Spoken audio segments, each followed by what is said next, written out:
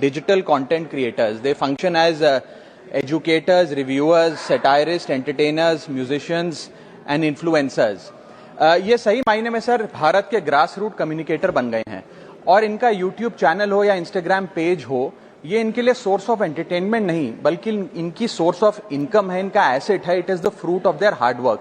But एक चीज से ये सब परेशान है और उस मुद्दे को आज मैं सदन में उठाना चाहूंगा. That is the issue of fair use and arbitrary copyright strikes by digital platforms.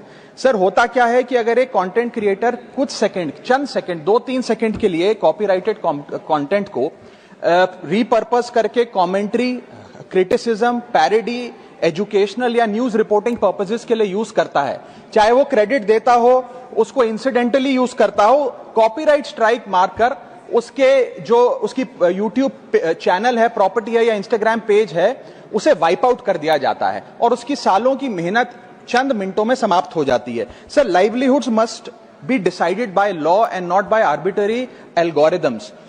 Sir, this by no means that one is against copyright holders. उनके हार्डवर्क और ओरिजिनलिटी को रिस्पेक्ट करने की जरूरत है, लेकिन यह समझने की जरूरत है that fair use is not piracy.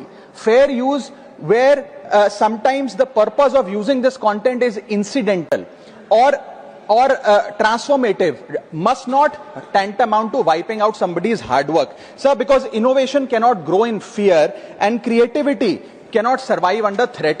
India का कॉपीराइट एक्ट सर 1957 में बना. एक ऐसे दौर में बना जब ना इंटरनेट था, ना कंप्यूटर थे, ना डिजिटल कंटेंट क्रिएटर्स थे, ना यूट्यूब, इंस्टाग्राम था. And this act lakhs the very definition of digital creators.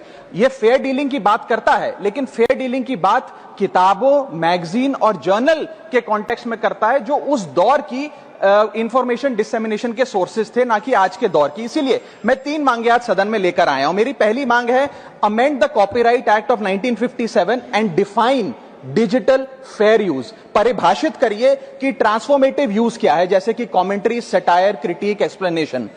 Define करिए कि इंसिडेंटल यूज क्या होता है, कि अगर बैकग्राउंड में ऑडियो विजुअल चंद सेकंड्स के लिए चले तो वो इंसिडेंटल यूज है या पूरे कंटेंट को वो वाइप आउट करें.